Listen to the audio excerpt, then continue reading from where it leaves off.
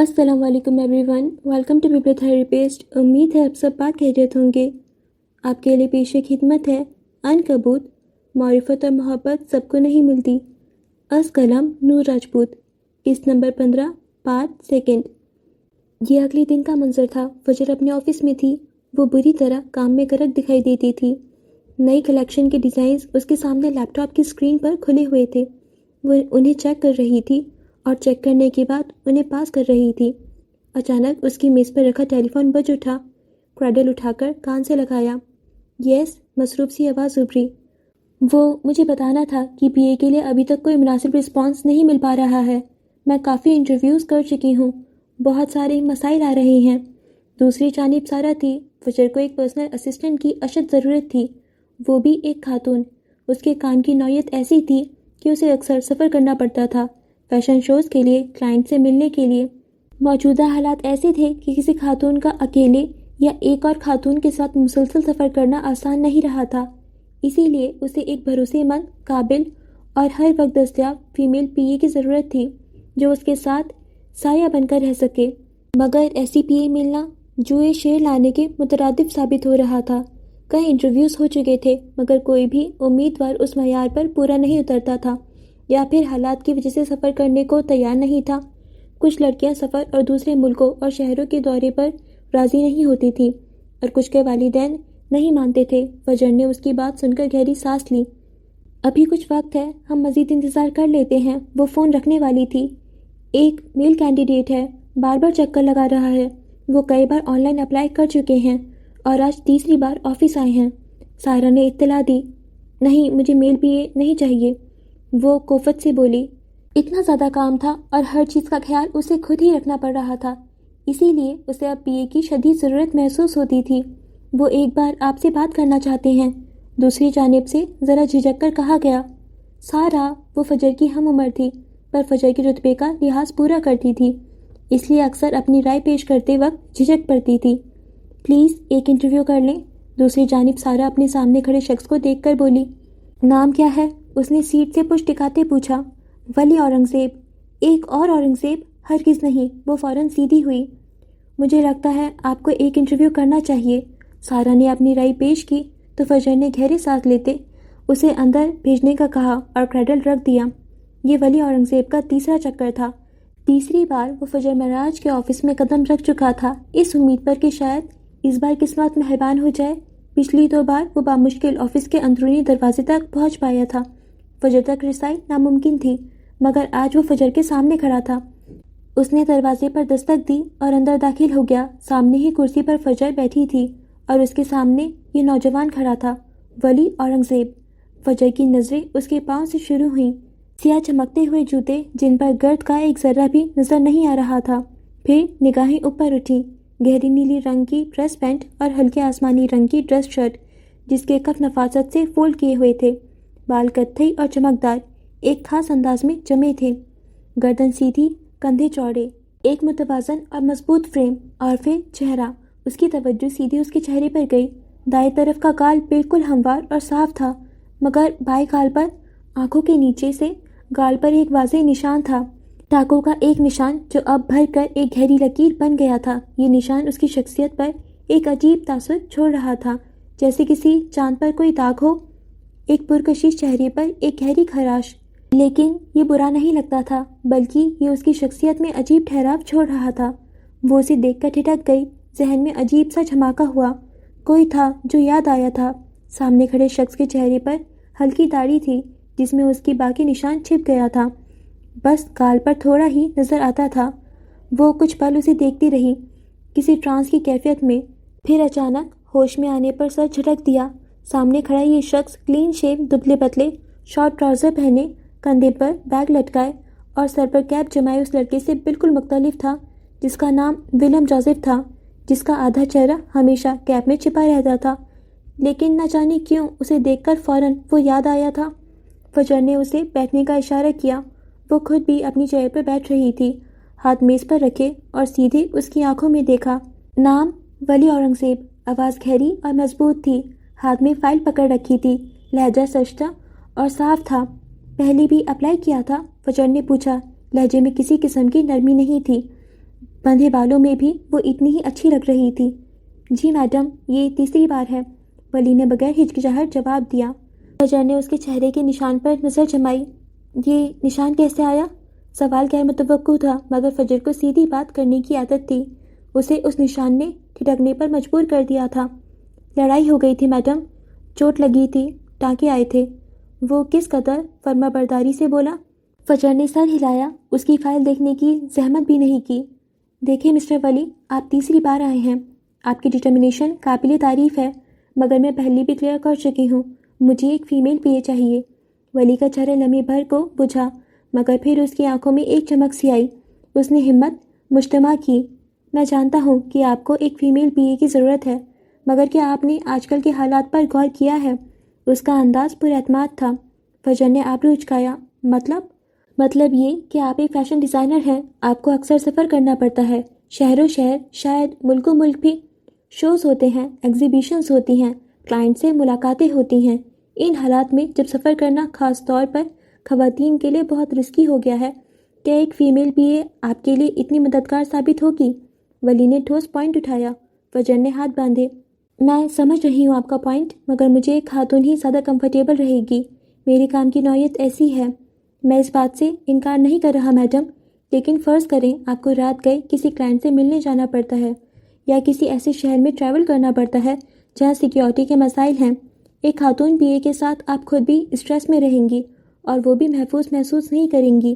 क्या ऐसे में एक मेल पीए ज़्यादा काबिल एतमाद और महफूज ऑप्शन नहीं है?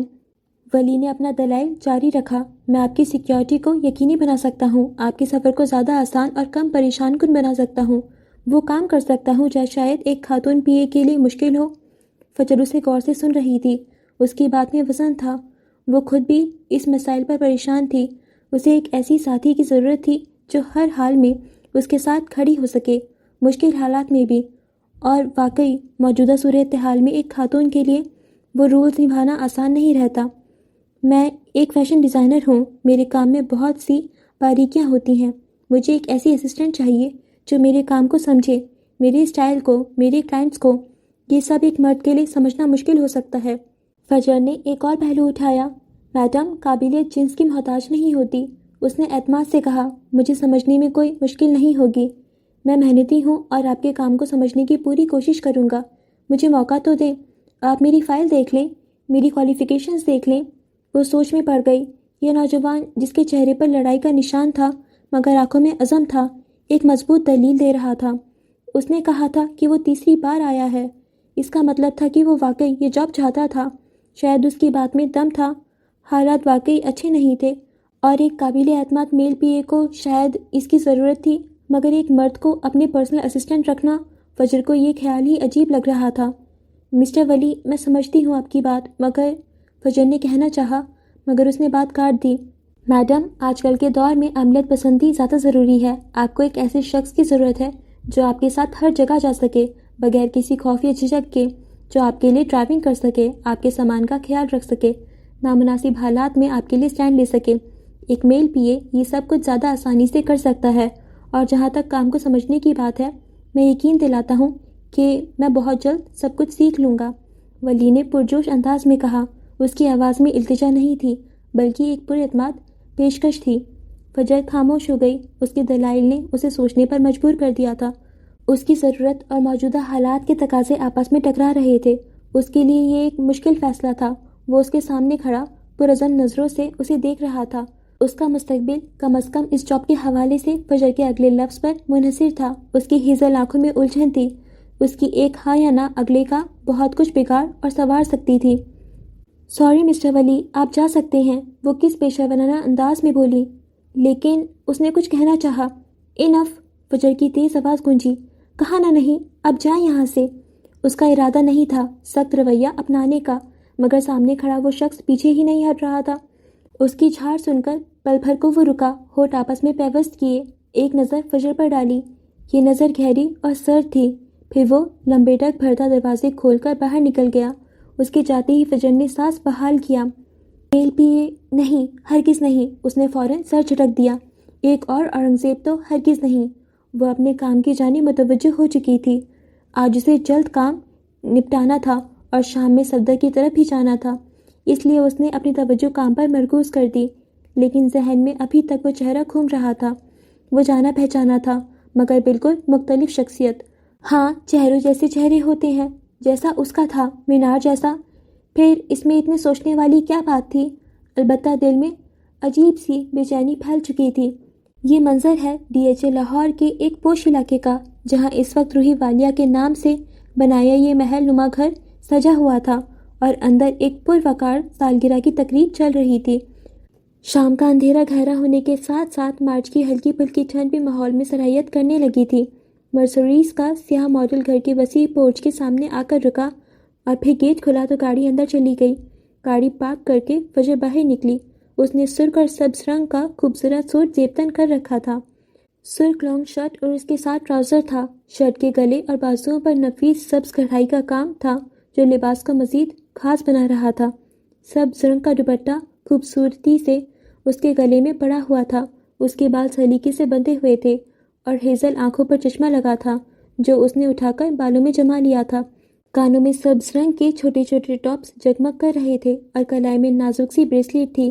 ہلکے میک اپ کے ساتھ وہ اس مشرقی ہولی میں بہت خوبصورت لگ رہی تھی۔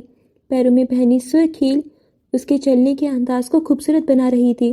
اس کے ایک ہاتھ میں مہنگے پھولوں کا بکے تھا جبکہ دوسرے ہاتھ میں ایک خوبصورت سنہری رنگ کا گفٹ بیگ تھا جو وہ صفدر کی چھوٹی بہن کے لیے لائی تھی جس کی آج سالگرہ تھی۔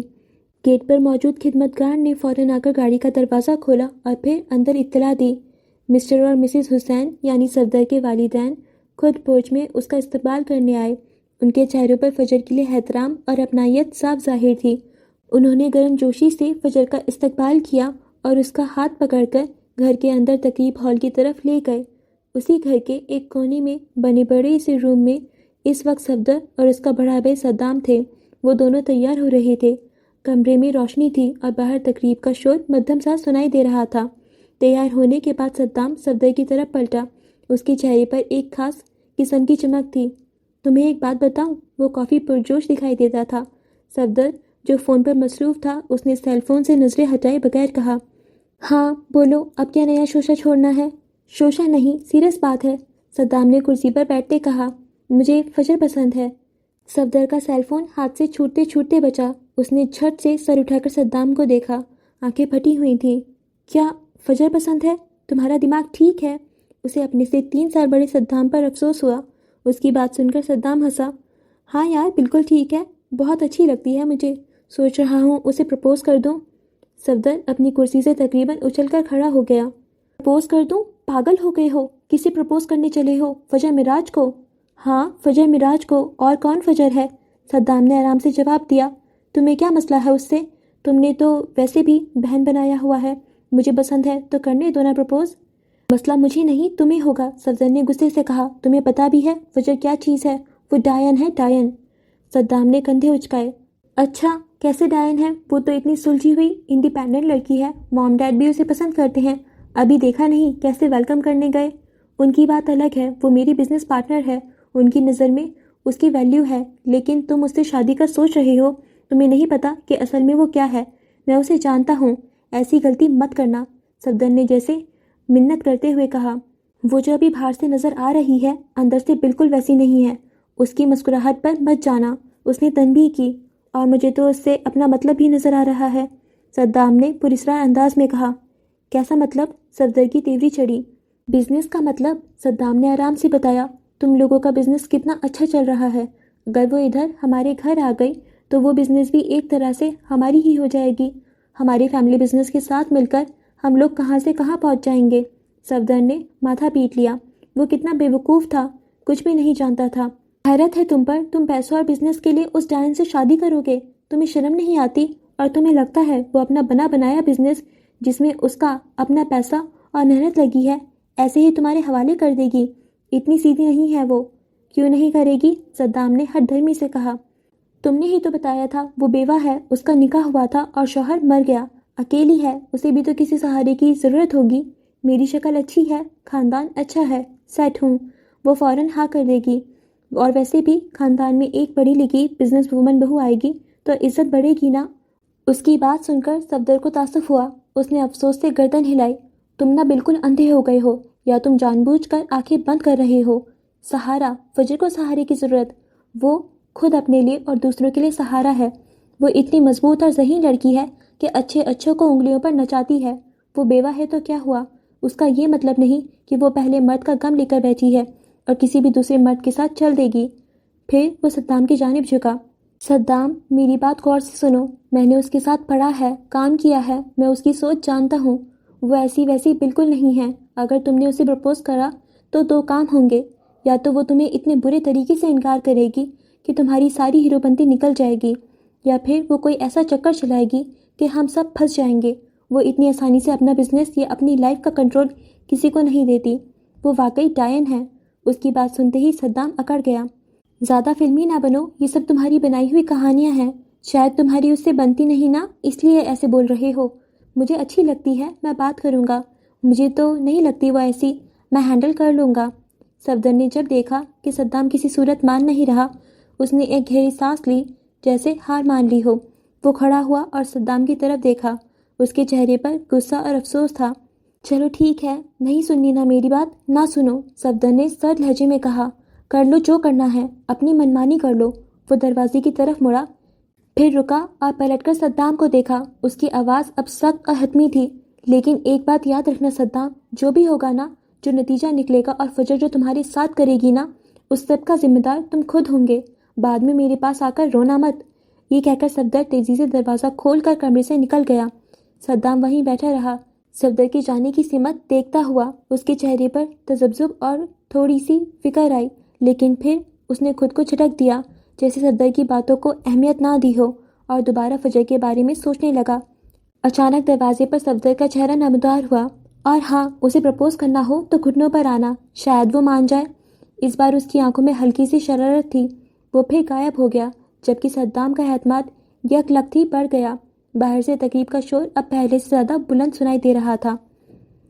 صفدر کے جانے کے بعد صدام کچھ دیر وہیں بیٹھا رہا، سوچوں میں گم۔ ادھر ہال اور بیک یارڈ میں تقریب اپنے عروج پر تھی۔ مدھم موسیقی بج رہی تھی اور لوگ گروپس میں کھڑے محفل جما رہے تھے۔ فجر اس وقت ہال کے ایک جانب کھڑی تھی، جہاں سے وسیع لان کا خوبصورت نظارہ نظر آ رہا تھا۔ اس کے ہاتھ میں نارنجی رنگ کے مشروب کا گلاس تھا اور وہ مسز حسین سے ہنستے ہوئے باتیں کر رہی تھی۔ مسز حسین کی آنکھوں میں اس کے لیے واقعی محبت اور فخر تھا۔ اور سناؤ فجر بیٹا، کام کیسا چل رہا ہے؟ صفدر بتا رہا تھا، بہت پریشان ہے آج کل۔ مسز حسین نے شفقت سے پوچھا۔ شاید ان کی شفقت میں بھی کوئی مطلب چھپا تھا۔ فجر مسکرائی، جی آنٹی، بس اللہ کا کرم ہے، پریشر تو ہے لیکن اب سیٹل ہو گیا ہے کافی کام۔ مسز حسین کچھ اور پوچھنے ہی لگی تھی کہ ہال کی مرکزی دروازے پر ہلکی سی چاپ سنائی دی۔ لوگوں کی نظریں اس طرف اٹھیں۔ ہال میں ایک لمحے کو جیسے سرگوشیوں کا شور بلند ہوا اور پھر دب گیا۔ دروازے سے جو شخصیت داخل ہوئی وہ رئیس اورنگزیب تھا۔ اس کے ساتھ ایک جانب عروضہ اور دوسری جانب مراد عالم تھا۔ رئیس اس وقت کافی رنگ کے لباس میں تھا، ڈریس پینٹ اور شرٹ اور سیاہ رنگ کی جیکٹ پہنی ہوئی تھی، جو اس کے چوڑے کندھوں پر کسی فریم کی طرح جچ رہی تھی۔ گھنے بال پیچھے کے جانب سیٹ تھے، جیسے انگلیوں سے سیٹ کیا گیا ہو اور روشنی پڑنے پر چمک رہے ہوں۔ اس کے چہرے پر ہمیشہ کی طرح ایک خاص قسم کی سنجیدگی اور خود اعتمادی تھی۔ جیسے ہی وہ ہال میں داخل ہوا، اس کی پہلی نظر سیدھی فجر پر پڑی۔ ہال میں اتنے رنگا رنگ مغربی لباسوں کے بیچ سرخ رنگ پہنے فجر مشرقی ہولی میں بھی بے حد حسین لگ رہی تھی۔ بڑھتی ہوئی کھنک کی وجہ سے اس نے دوپٹہ کندھوں پر لپیٹ رکھا تھا۔ اس کی آنکھوں سے چشمہ اتر چکا تھا اور روشن قندیلیوں کی روشنی میں اس کا چہرہ دمک رہا تھا۔ رئیس اسے دیکھ کر وہیں دروازے کے پاس ہی ایک لمحے کے لیے ٹھٹک گیا۔ اس کے قدم جیسے زمین پر گڑ گئے۔ 2.5 سال کا عرصہ، 2.5 سال، یہ وقت تھوڑا نہیں تھا۔ ان 2.5 برسوں میں ان کی کبھی بات نہیں ہوئی تھی، کبھی آمنا سامنا ہوا بھی تو کسی آفیشیل تقریب میں جہاں بڑے بڑے لوگ موجود ہوتے تھے، لیکن فجر نے اسے ہمیشہ ایسے نظر انداز کیا جیسے وہ وہاں موجود ہی نہ ہو، جیسے رئیس اورنگزیب نام کا کوئی شخص اس دنیا میں وجود ہی نہیں رکھتا۔ وہ اس کے قریب سے گزر جاتی، لوگوں سے بات کرتی، ہنستی مسکراتی، مگر کبھی پلٹ کر اسے دیکھا تک نہیں۔ اس بات نے رئیس کو اندر سے جھنجھوڑ دیا تھا۔ وہ پہلے سے زیادہ سخت، خاموش اور زیادہ پراسرار ہو گیا تھا۔ ادھر فجر خود 2.5 سال پہلے اس خوفناک حادثے سے آج تک خوفزدہ تھی۔ پیرس میں رئیس پر ہونے والا حملہ، اسے لگتا تھا جیسے وہ ایک منحوس سایہ ہے اور وہ نہیں جانتی تھی کہ اس کا قرض ہونا ولیم کے بعد مزید کسی کی جان لے، خاص طور پر رئیس کی جان، جو خود کو اس کا مسیحا کہتا تھا۔ اس کے لیے اس نے رئیس اورنگزیب کے وجود کو اپنی زندگی سے بالکل نظر انداز کرنے کا فیصلہ کر لیا تھا اور اس پر قائم رہی۔ اور آج اس ہال میں اچانک دونوں کی نظریں ٹکرائیں۔ وقت جیسے ایک لمحے کو تھم گیا۔ 2.5 سال کی خاموشی، نظر انداز کرنے کی کوششیں، دل میں دبی نفرت کے جذبات، سب کچھ اس ایک پل میں سطح پر آ گیا۔ شناسائی کے رنگ ابھرے۔ وہ ایک دوسرے کو پہچانتے تھے، بہت اچھے سے پہچانتے تھے۔ ان کے درمیان کوئی رشتہ نہیں تھا، لیکن کچھ اور تھا جو کبھی مکمل نہیں ہو پاتا تھا۔ لیکن پھر اگلی ہی سانس اجنبیت چھا گئی۔ فجر کی آنکھوں میں وہی پرانی سرد مہری، وہی جان بوجھ کر اختیار کی گئی اجنبیت لوٹ آئی۔ وہ ایک پل تھا، وہ ایک پل ایسا تھا کہ رئیس اپنی جگہ ساکت رہ گیا، ایک مجسمے کی طرح۔ اس کے اندر کچھ ٹوٹا، کچھ بکھرا، اور فجر نے بغیر کسی تاثر کے بڑی آہستگی سے اپنا رخ موڑ لیا۔ مسز حسین سے دوبارہ بات کرنے لگی، جیسے کچھ ہوا ہی نہ ہو۔ پچھلے 2.5 سالوں میں وہ جتنا اپنی طور پر زچ ہوا تھا، یہ صرف وہ جانتا تھا۔ اس نے فجر پر پل پل نظر رکھی۔ وہ جانتا تھا وہ کہاں ہے، کیا کر رہی ہے، کس سے مل رہی ہے۔ اس نے اپنی آنکھوں کے سامنے اسے ایک کاسٹیوم ڈیزائنر سے کامیاب شخصیت بنتے دیکھا، اور جہاں کہیں کوئی چھوٹی سی بھی مصیبت یا مشکل اس کے راستے میں حائل ہوتی نظر آئی، رئیس نے وہ ایسے ہٹا دی جیسے وہ کبھی تھی ہی نہیں۔ جتنا وہ اس پر نظر رکھے ہوئے تھا، اتنی ہی شدید نفرت محسوس ہوتی تھی۔ اس کا دل کرتا تھا اسی لمحے کھڑے کھڑے اس لڑکی کی جان لے لے جس نے اس کے دل و دماغ کو یوں جکڑ رکھا تھا۔ پچھلے 2.5 سالوں میں مینار معراج کا خیال بھی نہیں آیا تھا۔ وہ پس منظر میں چلی گئی تھی، کیونکہ جیتی جاگتی فجر معراج اس کے سامنے تھی۔ مگر کیا وہ اس کی جان لے پائے گا؟ وہ لڑکی جس نے 2.5 سال بعد صرف ایک نظر سے اسے ساکت کر دیا تھا، کیا وہ واقعی اس کی جان لینے کی ہمت کر سکے گا؟ سوال ہوا میں معلق رہ گیا۔ اسے تھرل چاہیے تھا۔ اس نے فجر معراج نامی تھرل کی خواہش کی تھی، مگر یہ تھرل ایسا ہوگا اس نے کبھی سوچا ہی نہیں تھا۔ خوش آمدید اورنگزیب صاحب۔ مسٹر حسین مسکرا کر اس کی جانب بڑھے اور اسے گلے لگا لیا تو اس کا سکتہ بھی جیسے ٹوٹ گیا۔ وہ اب مسکرا کر مہمانوں سے مل رہا تھا۔ لوگ اسے دیکھتے ہی پرجوش ہو گئے تھے۔ اس کی شخصیت ہی ایسی تھی، جہاں جاتا تھا رونق بڑھ جاتی تھی۔ رات کے سائے گہرے ہو چکے تھے اور مارچ کی کھن کی فضا میں رچی بسی تھی۔ فلک عالمگیر کے کمرے میں مدھم روشنی پھیلی ہوئی تھی، جو رات کی خاموشی کو اور بھی نمایاں کر رہی تھی۔ کمرے کے ایک کونے میں رکھے لیپ ٹاپ کی اسکرین روشن تھی اور اس پر رئیس اورنگزیب کی تصویر نظر آ رہی تھی۔ تصویر میں وہ بے حد کیجول ہولی میں تھا۔ ایک بیگی پینٹ، سفید گول گلے والی ٹی شرٹ اور اس کے اوپر گہرے نیلے رنگ کی بٹن ڈاؤن شرٹ پہنے ہوئے تھا۔ گلاسز اس کے ہاتھ میں تھے، جو شاید ابھی ابھی اتارے گئے تھے۔ اس کی شارٹ باکس بیئرڈ، جس میں کہیں کہیں چاندی کے تار چمک رہے تھے، اس کی شخصیت کو مزید پرکشش بنا رہی تھی۔ رئیس اس تصویر میں کسی بھی دل کے تار چھیڑنے کی صلاحیت رکھتا تھا۔ یہ تصویر اس کے ایک حالیہ شوٹ کی تھی جو اس نے گلاسز کے ایک برانڈ کے لیے 1 مہینے پہلے کروایا تھا، اور یہ فوٹوز اس کے آفیشیل اکاؤنٹ پر اپلوڈ تھیں۔ فلک آئینے کے سامنے کھڑی اپنے گھنگھرالے بالوں کی لٹوں کو انگلیوں سے سلجھانے کی کوشش کر رہی تھی۔ اس کے چہرے پر ایک نرم اداسی اور ایک گہری محبت کے ملے جلے تاثرات تھے۔ اس کی دوسری کتاب آج شائع ہو چکی تھی، ایک ایسی کتاب جسے اس نے ایک بار پھر اس شخص کی محبت کے نام کیا تھا جس نے اسے 13 سال کی منگنی کے بعد ٹھکرا دیا تھا۔ اس کی نظریں بار بار لیپ ٹاپ کی اسکرین پر جم جاتی، گویا وہ تصویر سے گفتگو کر رہی ہو۔ اسی اثناء میں دروازہ کھلا اور فاخرہ بھابھی کمرے میں داخل ہوئی۔ اس کی نظر سیدھی لیپ ٹاپ کی اسکرین پر پڑی اور رئیس کی تصویر دیکھ کر اس نے تعصب سے ماتھا پیٹ لیا۔ حد ہے فلک، فاخرہ کی آواز میں ہلکی سی جھنجھلاہٹ تھی۔ آج بھی اسی شخص کے خواب دیکھتی ہو، اسی شخص کے جو تمہیں 13 سال کی منگنی کے بعد ٹھکرا چکا ہے؟ فلک نے آئینے سے نظر ہٹا کر فاخرہ کی طرف دیکھا۔ اس کی آنکھوں میں ایک اٹل یقین تھا۔ محبت اپنے راستے نہیں بدلتی بھابھی، اس نے دھیمی مگر مضبوط آواز میں کہا۔ ہاں، وہ اس کا نام نہیں لیتی تھی، اس کا ذکر بھی خاندان میں ممنوع تھا۔ وہ اسے مہینوں نہیں دیکھتی تھی، مگر جب وہ سامنے آ جاتا تھا تو نظر انداز نہیں کیا جا سکتا تھا۔ اور تمہیں کیا لگتا ہے کہ تمہاری یہ اٹل محبت اس کا راستہ بدل دے گی؟ فاخرہ نے طنز کیا۔ وہ اپنی زندگی میں خوش ہے اور تم ہو کہ وہیں کھڑی ہو جہاں وہ تمہیں چھوڑ گیا تھا۔ میں بھی آگے بڑھ آئی ہوں، دیکھیں دوسری کتاب شائع ہو چکی ہے، لوگ سراہ رہے ہیں، پڑھنے والے میری ایک جھلک دیکھنا چاہتے ہیں۔ میں آگے بڑھ آئی ہوں، ہاں، مگر دل وہیں ٹھہر گیا ہے۔ اس کا لہجہ آخر میں دھیما ہو گیا۔ 26 साला फलक का हुस्न पहले से भी दो आतिशा हो चुका था। बस कर दो फलक, अब तुम्हारे पास वक्त नहीं है। 26 की हो चुकी हो, उसकी मोहब्बत को अपने दिल से निकाल दो। पापा साहिब तुम्हारी जल्द शादी करने वाले हैं। फाखरा ने उसे खींचकर हकीकत की दुनिया में ला पटका। देखो इस शख्स को, फलक ने लैपटॉप की तरफ इशारा किया। उसकी आवाज़ में एक अजीब सी कशिश थी। इस शख्स से कौन मोहब्बत नहीं करेगा? इसकी आंखें, इसकी मुस्कुराहट, वो सब कुछ जो वो है। बस कर दो फलक, फाखरा ने हाथ उठा दिए। ये सिर्फ एक तस्वीर है, एक ब्रांड के लिए पोस्ट किया हुआ चेहरा। तुम एक आइडियलाइज शख्स से मोहब्बत कर रही हो जो शायद हकीकत में मौजूद ही नहीं। नहीं, फलक ने इनकार में सर हिलाया। मैं उसकी तन्हाई से मोहब्बत करती हूँ, उसकी अच्छाई से, उसके इखलाक से, उसकी बातों से। ये सब कुछ तस्वीर में नज़र नहीं आता, लेकिन मैं उसे जानती हूँ। तुम उसे नहीं जानती फलक, लोग वो नहीं होते जो वो दिखते हैं। फाखरा अब थकी हुई लग रही थी। और वैसे भी मोहब्बत में सिर्फ एक शख्स का अटल होना काफ़ी नहीं होता, दूसरे शख्स की मर्जी भी शामिल होती है, और वो शख्स वाज़ी तौर पर तुम्हें नहीं चाहता। फलक खामोश हो गई। फाखरा की बातें कड़वी सच्चाई थी, मगर दिल कहाँ मानता था। जिस लड़की ने लड़कपन से सिर्फ एक ही शख्स के ख्वाब देखे हों, उसके छोड़ देने पर वो कैसे छोड़ देती? इज्जत नफ्स प्यारी थी, वो उसके रास्ते से हट चुकी थी, मगर दिल था कि मानता ही नहीं था। उसे खामोश देखकर फाखरा ने एक लंबी सांस ली, गोया बहस को यहीं ख़त्म करना चाहती हो। अच्छा सुनो, पब्लिशर आया है तुम्हारी किताबों के साथ। तुम्हारे फैंस बेताब हैं ऑटोग्राफ्स के लिए।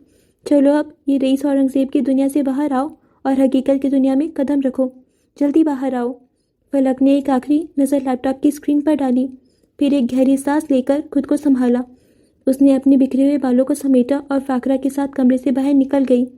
बाहर हकीकत की दुनिया उसका इंतज़ार कर रही थी, वो दुनिया जहाँ उसके लफ्ज़ों को सराहा जा रहा था, चाहे उसके दिल की दास्तान अधूरी ही क्यों न रही हो।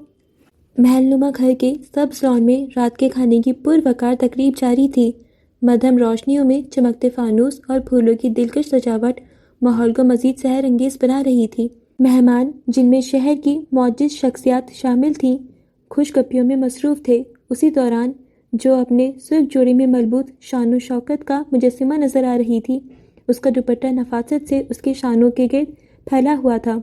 वो एक कोने में बने चाय के स्टॉल पर मौजूद थी और निहायत इन्हमाक से अपने लिए चाय कप में उंडेल रही थी कि तभी खुशबुओं का एक झोंका उसके नथनों से टकराया। ये खुशबू वो कभी नहीं भूल सकती थी। वो रईस था जो फजर के करीब आ खड़ा हुआ था, अपने लिए दूसरे कप में चाय निकालना शुरू की। उसकी नज़रें फजर पर जमी थीं। हेलो आर्ट की देवी, उसने फजर की तरफ देखते हुए कहा, जिसके चेहरे पर कोई खास तासुर न था।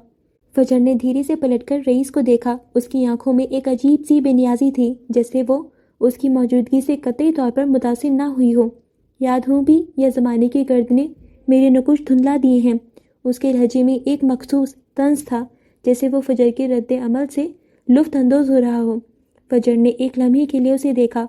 उसकी आंखों में सर्द मोहरी वाज़ी थी। जब एक औरत की हद धर्मी एक मर्द की आना से टकराती है तो फिर कोहराम बर्पा होता है, और फजर की बेनियाजी रईस औरंगज़ेब को ये कोहराम बर्पा करने के लिए उकसा रही थी।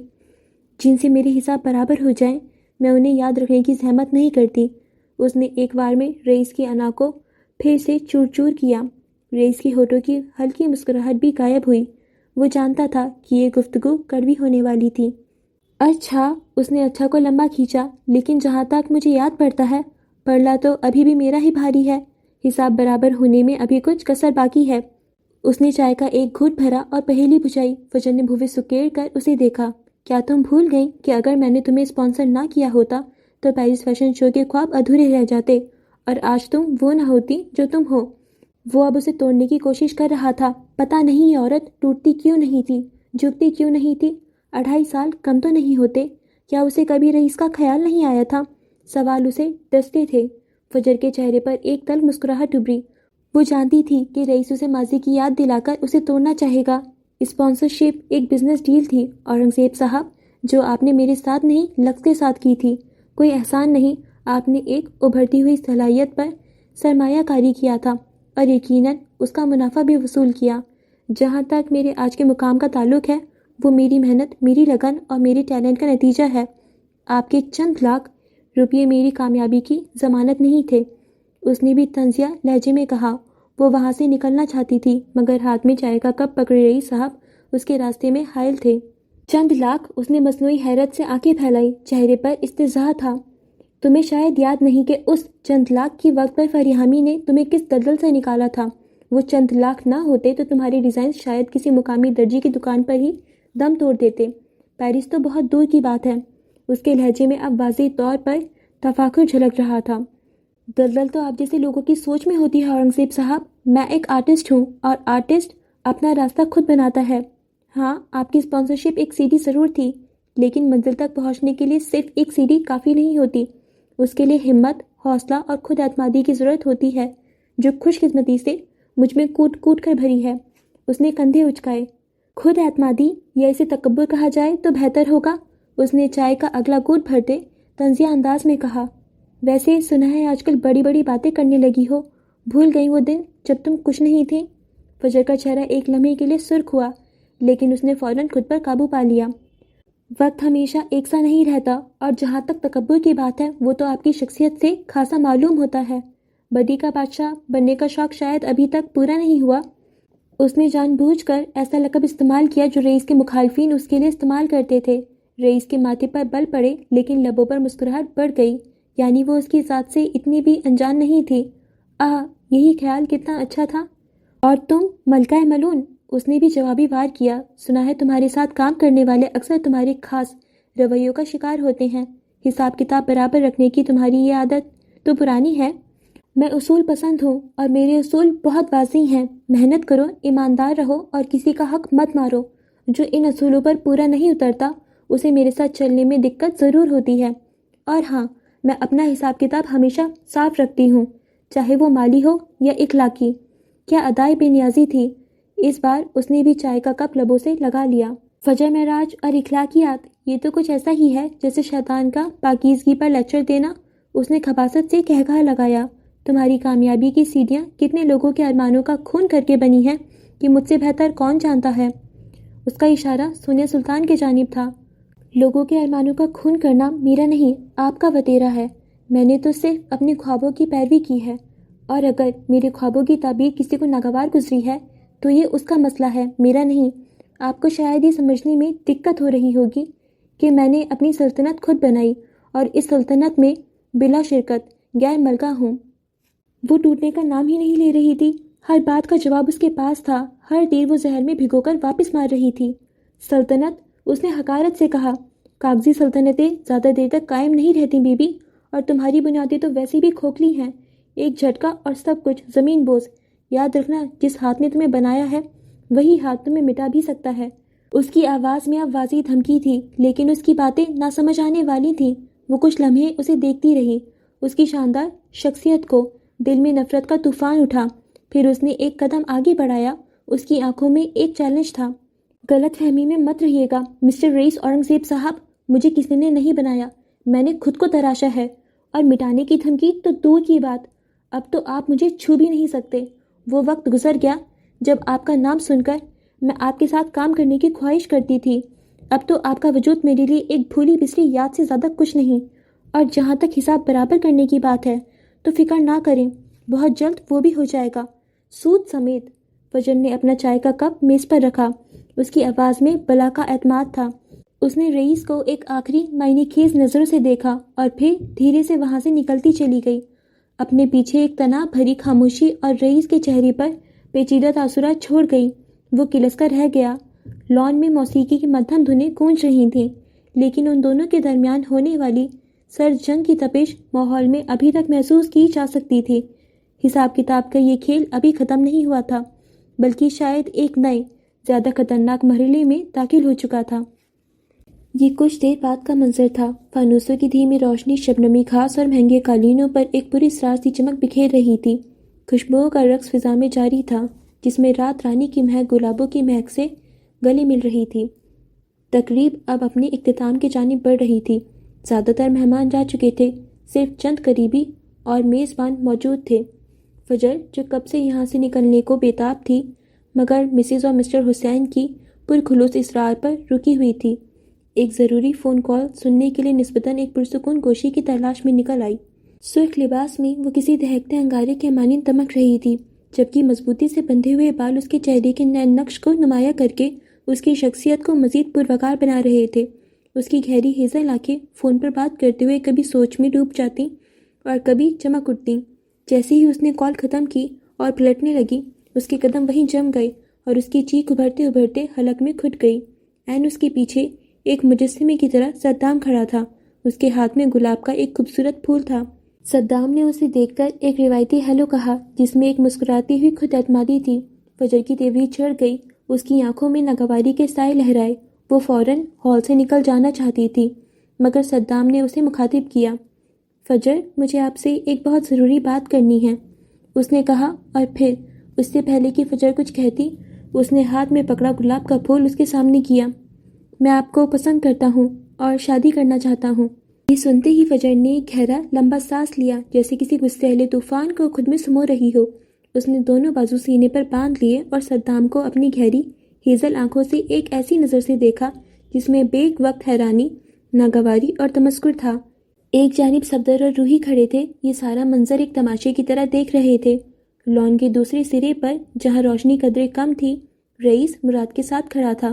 اس کی نظریں اس ڈرامے پر پڑ چکی تھیں اور اب وہ دونوں وہیں کھڑے انہیں دیکھ رہے تھے۔ اس کی آنکھوں میں جلتا ہوا تاثر تھا۔ اگلے چند لمحے اس کے لیے بہترین تھے۔ میں تب تک کسی پرپوزل کو اہمیت نہیں دیتی جب تک پرپوز کرنے والا گھٹنوں پر نہ آئے۔ اس کی آواز سپاٹ تھی، البتہ آنکھوں میں چنگاری ابھری۔ تو یہ وجہ تھی اسے یہاں زبردستی روکنے کی۔ دماغ بری طرح گھوم گیا۔ فجر کی بات سن کر صدام کے چہرے پر ایک گہری پراسرار سی مسکراہٹ نمودار ہوئی۔ وہ ہچکچایا نہیں، بلکہ بڑی ادا سے مسکرا کر نیچے بیٹھا اور ایک گھٹنے کو زمین پر ٹکا دیا۔ اس نے دوبارہ فجر کی آنکھوں میں دیکھتے ہوئے کہا، میں جانتا ہوں تمہارے بہت سے چاہنے والے ہوں گے، پھر بھی میں پوچھتا ہوں، کیا تم مجھ سے شادی کرو گی؟ فجر کے لبوں پر ایک استہزائی ہنسی پھیل گئی۔ یہ ہنسی دل تک نہیں پہنچی تھی، صرف لبوں پر نمودار ہو کر فضا میں تحلیل ہو گئی تھی۔ اس کے چہرے پر ایک لمحے کے لیے ایسے تاثرات پھیلے جیسے وہ کوئی ملکہ ملون ہو جو کسی حقیر رعایا کی التجا سن رہی ہو۔ وہ اپنی جگہ پر کھڑی کھڑی قدرے جھکی اور ایک زہر کھند لہجے میں بولی، میں اچھی ہوں، سستی نہیں کہ 1000 چاہنے والے پالوں۔ پھر وہ سیدھی ہوئی، گردن اکڑائی اور ایک ایسی خود مختاری اور بے نیازی کے ساتھ کہا جس نے صدام کو گویا ساکت کر دیا، I'm not a fantasy, if you want me, on me۔ یہ الفاظ صدام پر کسی ٹھنڈے پانی کے چھینٹے کی طرح پڑے۔ وہ اپنی جگہ سن رہ گیا، چہرہ فک پڑ گیا۔ فجر ایک لمحے بھی وہاں نہیں رکی۔ وہ پلٹی اور مضبوط پر اعتماد قدموں سے چلتی ہوئی وہاں سے نکل گئی۔ اس کا رخ پورچ میں کھڑی اپنی چمکتی گاڑی کے جانب تھا۔ صدام فک چہرہ لیے اٹھا اور صفدر کی جانب دیکھا جو اب کندھے اچکا کر بے فکری سے کہکہے لگا رہا تھا۔ اس کی آنکھیں صاف صاف کہہ رہی تھیں، میں نے منع کیا تھا نا، اب آ گیا مزہ۔ جبکہ دوسری جانب رئیس نے اپنے ساتھ کھڑے مراد کی جانب جھک کر سرگوشی کی۔ اس کی آنکھوں میں ایک چمک تھی۔ یہ ریڈ فلیگ ہے یا گرین؟ اس کا اشارہ فجر کے سرخ اور سبز لباس کی طرف تھا، جبکہ مطلب مراد سمجھ چکا تھا۔ مرادی سن کر گویا اچھل پڑا۔ اس کی آنکھوں میں خوف اور ناگواری کا ملا جلا تاثر ابھرا۔ اس کی آواز تیز تھی، ریڈ فلیگ گرین فلیگ نہیں، وہ کالا جھنڈا ہے، موت ہے موت، اچھے بھلے انسان کو گھٹنوں پر لاتی ہے اور پھر گھٹنے توڑ دیتی ہے۔ مراد کی بات سن کر رئیس کے لبوں پر ایک پراسرار گہری مسکراہٹ دوڑ گئی۔ اس کی نظریں فجر کے دور ہوتے ہوئے سرخ عکس کا تعاقب کر رہی تھیں۔ اس منظر نے اسے محفوظ کیا تھا کہ فجر کی یہی تو عادت اسے پسند تھی، اور اسی عادت نے پچھلے 2.5 سالوں سے باندھا ہوا تھا، کیونکہ اس کی زندگی میں کوئی مرد نہیں تھا۔ رئیس کو کم از کم اس حوالے سے کوئی پریشانی نہیں تھی۔ مقام گردیزی ٹیکسٹائلز فیکٹری۔ رات کا سیاہ مخملی پردہ لاہور شہر پر چھایا ہوا تھا اور گردیزی ٹیکسٹائل کا وسیع و عریض کمپاؤنڈ اس وقت خاموشی میں ڈوبا ہوا تھا۔ فیکٹری کی بلند و برا دیواریں، جن پر کھاردار تاریں کسی خوفناک تاج کی طرح لگی تھیں اور جگہ جگہ نصب چمکدار CCTV کیمرے سیکیورٹی کا احساس دلاتے تھے۔ مرکزی دروازے پر روشنی تھی اور کبھی کبھار اندر سے گشت کرتے سیکیورٹی گارڈز کی بوٹوں کی چاپ سنائی دیتی تھی جو اس جمود کو توڑتی تھی، مگر آج کی رات معمول سے ہٹ کر تھی۔ فیکٹری کی پچھلی دیوار، جو شہر کی گہما گہمی سے دور ایک ویران صنعتی پٹی سے ملتی تھی اور نسبتاً کم روشن تھی، آج 2 نامعلوم سایوں کا ہدف تھی، گہرے رنگ کے لباس میں ملبوس، جن کے چہروں پر نقاب تھے اور ہاتھوں میں دستانے۔ 2 افراد دیوار کے ساتھ ساتھ دبے پاؤں آگے بڑھ رہے تھے۔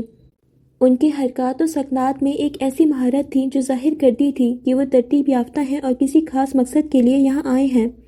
ان میں سے ایک جس کی کمر پر ایک چھوٹا بیگ لٹک رہا تھا اور جس کے انداز میں ایک ٹھہری ہوئی پھرتی تھی، دیوار کے قریب پہنچا۔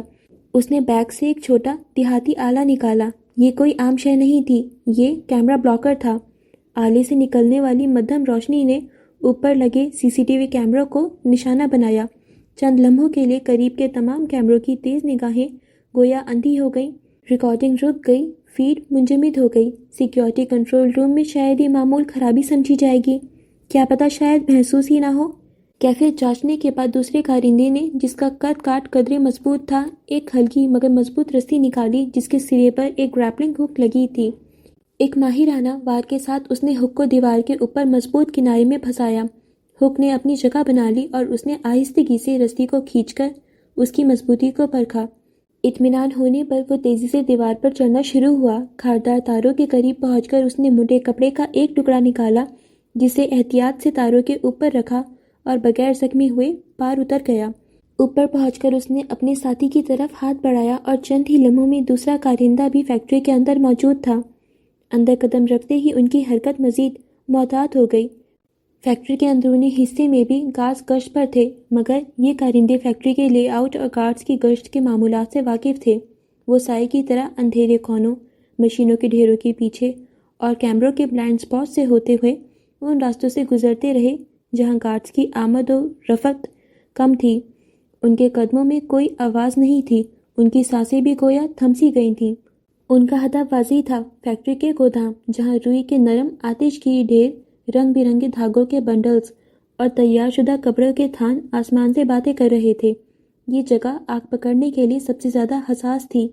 گودام تک پہنچ کر انہوں نے اپنے ساتھ لائے ہوئے کنستروں سے ایک خاص تیز بو والا مایع خاموشی سے نکالنا شروع کیا۔ یہ آتش گیر مادہ تھا جو ہوا میں تیزی سے تحلیل ہو کر اپنی بو پھیلا رہا تھا۔ انہوں نے اس مایع کو روئی کے ڈھیروں کے گہرائیوں میں، دھاگوں کے بنڈلوں کے بیچ اور کپڑوں کے تھانوں پر چھڑکا۔ ان کا مقصد صرف آگ لگانا نہیں تھا بلکہ اسے تیزی سے پھیلانا تھا۔ انہوں نے اس بات کا یقین کیا کہ مایع اسی جگہ پر ڈالا جائے جہاں سے شعلے بلند ہونے میں دیر نہ لگے۔ فوری طور پر چنگاری دہکانے کے بجائے انہوں نے ایک چال بازی کا مظاہرہ کیا۔ انہوں نے مختلف مقامات پر چھوٹے بیٹری سے چلنے والے آلات نصب کیے۔ یہ ٹائمر ڈیوائس ایک مخصوص وقت کے بعد چنگاری پیدا کرنے کے لیے سیٹ کیے گئے تھے۔ مقصد واضح تھا، انہیں جایو کووا سے دور جانے کا مکمل موقع ملنا چاہیے۔ انہوں نے ایک یا دو نہیں بلکہ متعدد گوداموں اور پروڈکشن ایریا کے حساس حصوں میں یہ آلات نصب کیے تاکہ آگ ایک جگہ سے نہیں کئی جگہوں سے بیک وقت بھڑکے اور اس پر قابو پانا ناممکن ہو جائے۔ اپنا کام مکمل کرنے کے بعد ان کے قدم تیزی سے مڑے، اسی راستے سے، اسی خاموشی اور پھرتی سے جس طرح وہ اندر آئے تھے۔ وہ واپس نکل گئے، دیوار پھلانگ کر وہ باہر کی تاریکی میں ایسے غائب ہوئے جیسے کبھی موجود ہی نہیں تھے۔ گردیزی ٹیکسٹائلز کا وسیع کمپاؤنڈ ایک بار پھر بظاہر خاموشی اور سکون میں ڈوبا ہوا تھا، مگر یہ سکون عارضی تھا۔ ان کے جانے کے کچھ دیر بعد فیکٹری کے اندر، جہاں سناٹا پہلے سے گہرا ہو گیا تھا، پہلے ایک مدھم سی چنگاری اٹھی، پھر ایک چھوٹا سا شعلہ بھڑکا، پھر دوسری جگہ، تیسری جگہ۔ ٹائمر ڈیوائس اپنا کام کر رہے تھے۔ روئی اور کپڑوں جیسے آتش گیر مواد کی بدولت آگ نے لمحوں میں شدت پکڑی۔ چھوٹے چھوٹے شعلے دیو ہیکل انگاروں میں بدلنے لگے۔ دھوؤں کے کالے گھومتے ہوئے بادل فیکٹری کی چھتوں سے اٹھ کر رات کے آسمان پر پھیلنے لگے۔ کچھ دیر بعد جب آگ کی تپش اور دھوؤں کے گہرے بادل سیکیورٹی گارڈز اور اسموک ڈیٹیکٹرز تک پہنچے تو فیکٹری کے سائرن گونج اٹھے۔ ان کی خوفناک چیخ نے رات کے سکون کو پارا پارا کر دیا۔ کمپاؤنڈ میں افراتفری پھیل گئی۔ گارڈز بھاگ دوڑ کرنے لگے۔ نیند سے بیدار ہونے والے مزدور اور انتظامی عملہ بھی فیکٹری کی طرف لپکے۔ انہوں نے آگ بجھانے والے آلات استعمال کرنے کی ناکام کوشش کی، مگر آگ کا پھیلا ان کے بس سے باہر تھا۔ ہر گزرتے لمحے کے ساتھ شعلے بلند ہو رہے تھے اور دھوؤں کے بادل گھنے ہوتے جا رہے تھے۔ فائر بریگیڈ کو اطلاع دی گئی، مگر جب تک وہ پہنچی، گردیزی ٹیکسٹائلز کا ایک بڑا حصہ جہنم کا منظر پیش کر رہا تھا۔ عمارت کی کھڑکیوں سے آگ کے شعلے باہر نکل رہے تھے اور اندر سے آنے والی کرکری آوازیں تباہی کا اعلان کر رہی تھیں۔ اسی وقت شہر کے دوسرے کنارے پر رئیس مینشن کے وسیع کمرے میں رئیس اورنگزیب ایک کرسی پر بیٹھا تھا۔ اس کی جیکٹ اتر چکی تھی، شرٹ کے اوپری کئی بٹن کھلے ہوئے تھے، بال بکھرے جبکہ انگلیوں میں دبا سگار دھواں دھواں ہو رہا تھا۔ اس کے گرد خاموشی تھی، مگر ذہن میں ابھرنے والی چیخیں آج بھی واضح تھیں۔ یہ سالوں پہلے کی تھیں، جو آج تک نہیں گئی تھیں، مگر اس کے کان اپنے فون کی گھنٹی کے منتظر۔ اس کا چہرہ پرسکون تھا، مگر آنکھوں میں ایک غیر معمولی چمک تھی۔ بالآخر فون کی گھنٹی بجی۔ اس نے ایک لمحے کو توقف کیا اور پھر کال ریسیو کی۔ دوسری طرف اس کے کارندے کی آواز تھی، سرسراتی ہوئی مگر فتح کے احساس سے پر۔ جشن کا آغاز ہو چکا ہے۔ اس کے چہرے پر ایک پراسرار شفاف مسکراہٹ پھیل گئی۔ اس نے فون بند کیا اور ایک سگار کا کش لینے کے بعد اسے ایش ٹرے میں رکھتے ہوئے وہ اٹھ کر دیوار کی کھڑکی میں کھڑا ہوا۔ ایک نظر چمکتے شہر کو دیکھا اور پھر آسمان کی جانب رخ کیا۔ مال کا بدلہ مال، آگ کا بدلہ آگ۔ اس کے دشمن کی معاشی سے کمر توڑنے کا پہلا مرحلہ کامیابی سے ہمکنار ہوا تھا۔ آگ کے شعلے جو اس وقت گردیزی ٹیکسٹائل کو نکل رہے تھے، اسے اپنی فتح کے جشن کی پہلی لہر محسوس ہو رہے تھے، جبکہ دوسری جانب فون کرنے والے کارندے نے اپنے چہرے سے ماسک اتار دیا اور رخ موڑ کر فیکٹری کو دیکھا۔ گردیزی ٹیکسٹائلز کے شعلوں میں اس کے چہرے پر کچھ واضح ہوا، ایک نشان۔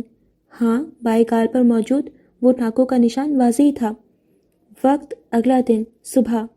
مقام مینار فیشن کمپنی، ویٹنگ ایریا اور بالائی ہال۔ فجر اپنے آفس سے باہر نکلی۔ آج کا دن خاصا مصروف تھا۔ گردیزی ٹیکسٹائلز میں آتش گردی کی خبریں ہر طرف تھیں اور ان کے اپنے پروجیکٹس، خاص طور پر نئے ٹینڈرز کا کام توجہ کا مرکز تھا۔ وہ کسی ضروری کام کے سلسلے میں آفس سے نکل کر ویٹنگ ایریا کی جانب بڑھی، جو وسیع و عریض اور نہایت نفاست سے سجا ہوا تھا۔ جدید آرٹ پینٹنگز دیواروں کی زینت تھی اور مختلف مجسمے کونوں میں رکھے تھے۔ اسی نفیس ماحول میں اس کی نظریں ایک غیر متوقع مہمان پر پڑیں۔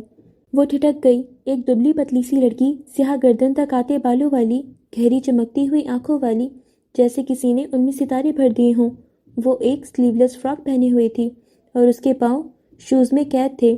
وہ پیچھے دونوں ہاتھ باندھے نہایت توجہ سے ایک ڈیزائنر کی باتیں سن رہی تھی، جو اسے وہاں موجود آرٹ پیس کے بارے میں بتا رہا تھا۔ چہرہ مانوس تھا۔ فجر نے غور کیا تو وہ چونک گئی۔